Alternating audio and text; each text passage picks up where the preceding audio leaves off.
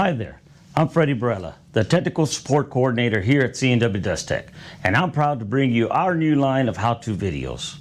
As the go-to guy for troubleshooting calls, I'm excited to be here to guide you through this process. But first, before we begin, make sure you're familiar with your company's safety lockout, tagout procedures, and you're qualified through your company to work on this equipment. Now let's begin.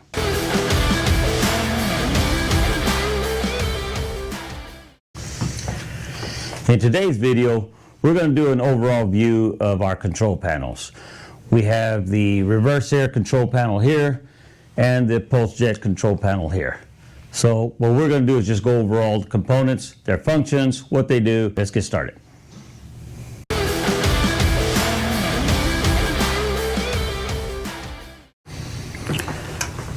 Here we have the pulse jet control panel. So all our control panels, as you open the door, you will have a job order serial sticker here. This will give us information in case you don't have the serial number of the job order was used for and everything, so we can identify the collector through this. So always remember, if you don't have the serial number plate or can't read the serial number plate on the outside of the control panel, we'll take a shot of this and this will help us. We are working on a different models of getting the information in here, and when that happens, we'll do a video on that. On the pulse jet collectors, you will see them all arranged like this. This will be your main disconnect. You got your protector and contactor for your main fan to the far right. You have your protector and contactor for your recycle next to it, and then you have your transformer. So all that will be connected here at the shop. It'll all be shop tested. So basically this is what you're going to see on almost all our control panels. We will have an on-off button, a start and stop. The CP unit has a timer board that's going to be connected to all your pulse valves, and we have an on-off switch here on all our timer boards. We do have a video, YouTube video on how to connect, how to program the timer board, so please go to our video and check that out.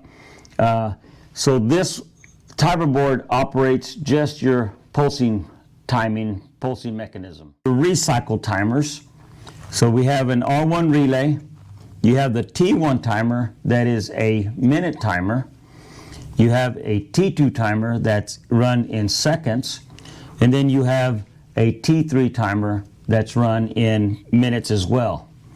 Our standard operations, when we set it here, your T1 timer would be set at 20 minutes, your T2 at 64 seconds, your T3 at 3 minutes. Whenever you need to make adjustments, you would make adjustments to the T1 timer.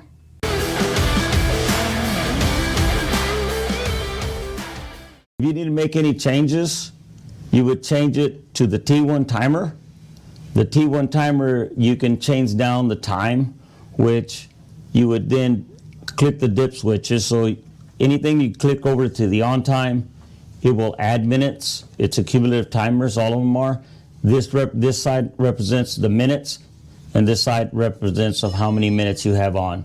So you would then click off one and then click some other ones to make your time be faster, to recycle the material faster.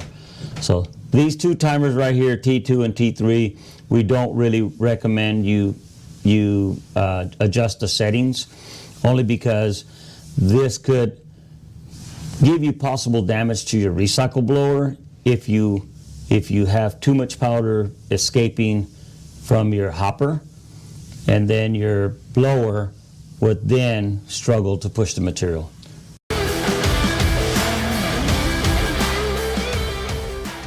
Here we have the reverse air control panel. So on this one, as you see, it's pretty much the same in this area. Main disconnect, your overload protector, your contactor for your main fan, your overload protector and your contactor for your recycle, and then your step down transformer. The difference here is with the reverse air, you would have this timer, which is a double row timer, and it has an on section on this side and an off section on this side, and it works in conjunction with this alternating relay. So your setting times for the diverter doors, that's your cleaning mechanism. Standard, what we recommend is 4 seconds on time for the door to open, and then on a new collector, or if you just put new bags, 512 seconds for both doors to be closed. Now on the reverse air action, this timer works with the relay, and it sends a signal to one air cylinder for one door to be open. So they will always be closed for the off time, but only one door will be open for 4 seconds. And then once your off time times out, the signal will be sent to the other air cylinder, which that door will open for 4 seconds, and then it will close as well. And that's how your cleaning mechanism. It opens the door just to bring in ambient air through that compartment, flutters the bags, gets the material pushed down into your hopper or below the bags and brought back up through the other side. We only want the door to be open for 4 seconds, because the longer you open the doors, or if both doors stay open or are open, you can lose a lot of your draw from the ducting or your pickup points. And then once again, with the recycle, you would have your R1 relay, your T1 timer, your T2 timer, and your T3 timer. Same thing here. You would have 20 seconds set on your 20 minutes set on your T1 timer, 64 seconds on your T2 timer, and 3 minutes on your T3 timer. And that'll complete the cycle. The R1 relay will cause everything to restart again. So at first off, when you start it up, your T1 timer will start blinking, causing it to show you that it's operating and it's timing down. Once it times down, it will become solid. It'll pass the power over to your T2. It'll start blinking for 64 seconds. Once that has passed the power, it'll blink solid or stay solid, and then it'll send it over to your T3. At the very beginning, that'll happen. These two will not light up until it receives power, but after that, you'll see them stay lit up. And whichever one is blinking is the function that is happening. So that's the overall view of this.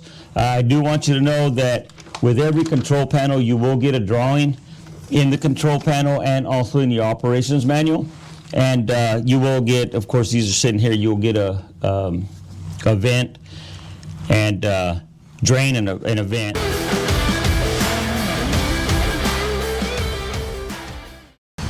So on all our standard control panels, they are all wired up to where you can remote control them. You would remove this jumper, and in your drawing it'll show you this you remove, and then you connect it to your command center or your batch plant to a dry non-voltage contact. So every drawing will have that at the bottom of the drawing, showing you how to connect that and make it remote. This is the overview of our control panels for the RA and the CP or pulse jet. So if you have any questions, feel free to give me a call at 1-800-880-3878. Ask for me, Freddie, or technical support. Also, if you need any parts, call the same number, 1-800-880-3878, and ask for parts, and we'll be more than happy to help you. If you found this video helpful, then give us a thumbs up. Make sure you subscribe to our channel, and don't forget to click that bell to be notified about any of our latest videos. From all of us at C&W, stay safe.